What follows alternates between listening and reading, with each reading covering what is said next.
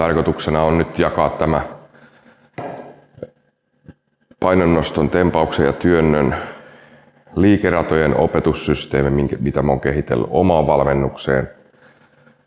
Ja mä kehittelin sitä lähinnä siitä syystä, että mä halusin itse päästä helpolla ja sitten pyrin siihen, että myös urheilijat pääsee helpommalla, eli oppii helpommin.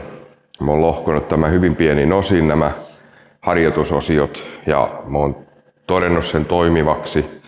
Systemaattisesti saan samantyyppistä tekniikkaa, missä ei pesiydy mitään hirveän suuria haasteita tekniikan suhteen. Eli niitä tyypillisimpiä, mitä yleensä tekniikkaan pesiytyy, jotka ei välttämättä sitten ole hyödyllisiä niissä isommissa painoissa. Esimerkiksi se, että tanko kiertää kaukaa tai ponnistus ei tule loppuun asti tai sitten se, että tempaus tulee raakana, mutta ei osaa mennä pohjakyykkyyn. Niin tämä systeemi perustuu siihen, että lähtökohtaisesti opetellaan sinne ihan pohjaan asti tempaamaan. Mikä tietenkin vaatii sen, että pystyy mennä sinne valakyykkyasentoon kepin tai tangon kanssa. Siihen auttaa sitten painonnostokengät tai joku pienet korokkeet kantapäiden alle.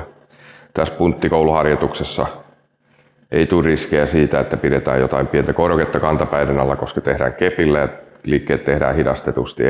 Ei pyritä mihinkään nopeisiin suorituksiin, koska opetellaan pelkästään liikerataa. Nopeus tulee sitten ajan myötä erillisillä harjoituksilla ja katsotaan, että tuunko mä lisäämään sellaisia ohjeistuksia. Sitten riippuu vähän, että onko tästä ihmisille hyötyä, niin jos tästä on, niin sitten mä saatan jatkaa näitä ohjeistusvideoita. Mutta tosiaan tämä on nyt sellainen systeemi, mitä mä oon nyt käyttänyt tässä muutaman vuoden ja kehitellyt sitä koko ajan paremmaksi. Ja lähtökohta on ollut se, että se opitaan helposti, mun on helppo opettaa. Ja nyt mä vakaasti uskon, että tämä saattaisi toimia näin videonkin välityksellä tai sitten vaikka tukena siihen, että jos ohjaa jotain urheilijaa tämän lajin pariin ja sitten ei välttämättä itsellä ole niin paljon tietoa, miten se nosto pitäisi suorittaa, niin toivon, että tästä on sellaisille henkilöille sitten mahdollisesti apua, ettei jää ihan tyhjän päälle.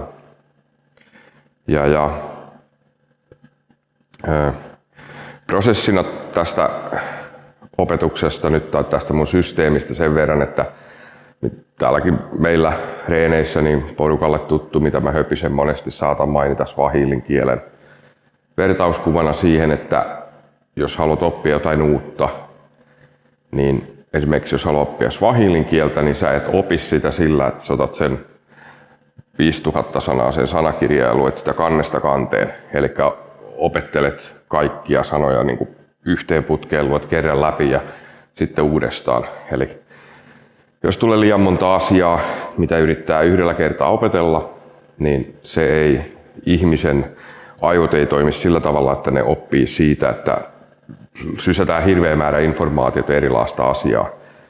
Että se oppisi siitä, vaan käytännössä kaikki tietää sen, että jos sä opettelet vaikka yhtä sanaa ja toistat sen 100 kertaa, niin kyllä se rupeaa jäämään muistiin. Ja tämä opetusmetodi toimii samalla periaatteella, eli tempaukset ja työnnöt, ne on lohkottu hyvin pieniin osiin, mitkä on helppo suorittaa oikein ja toistaa monta kertaa.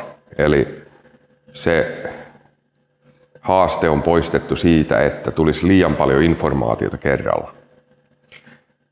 Ja sitten sitä toistetaan riittävän monta kertaa riittävän monessa harjoituksessa. Ja mä tuun lisäämään sitten ohjeistuksen siihen, että mikä on mun suositus, millä tavalla tätä harjoitusohjelmaa kannattaa edetä, koska näitä ei kannata kaikkia vetää heti yhteen putkeen. Se ei tuota hyvää tulosta välttämättä, vaan se on parempi, että yksi osa hallitaan oikeasti hyvin ja sitten vasta siirrytään seuraavaan kohtaan. Ja mulla on siis sellainen karkea hyvä tietyn aikajanan systeemi, millä mä niitä on täällä opettanut. Ja nyt se jää nähtäväksi sitten, että kuinka täällä tämän videon avustuksella ja näiden videosarjan avustuksella sitten saatte opittua tätä tekniikkaa. Ja mielelläni otan kyllä palautetta vastaan, että jos tämä ei toimi tai on haasteita tai kysyttävää, niin mulle pistää viestiä, niin koitetaan ratkaista sitten niitä ja mä voin antaa vinkkejä sitten tarvittaessa.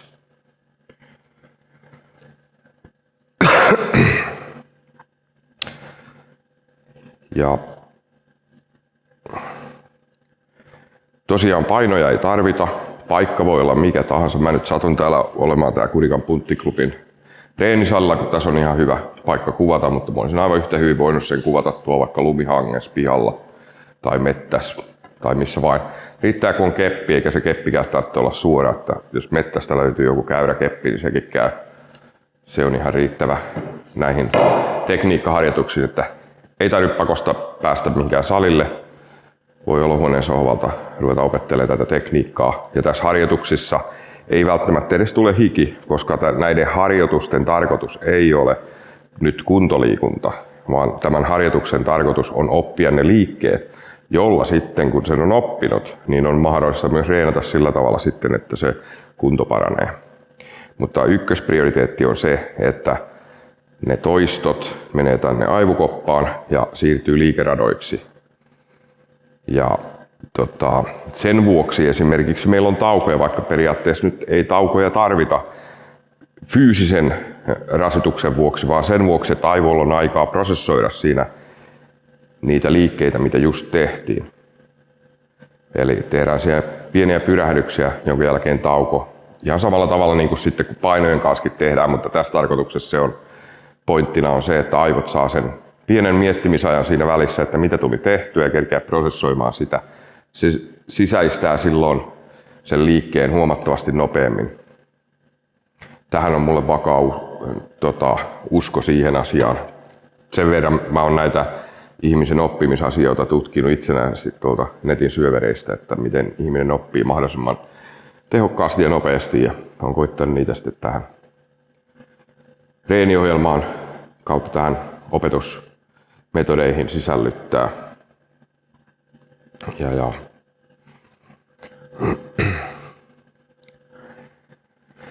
Siinä ne suurimmat oikeastaansa oli.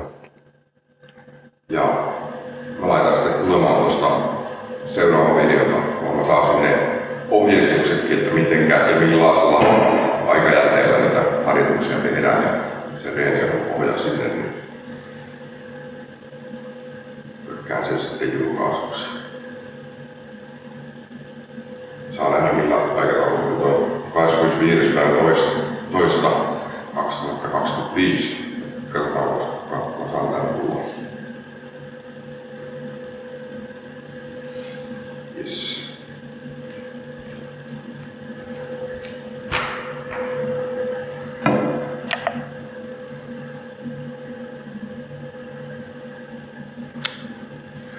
Okei. 12.21.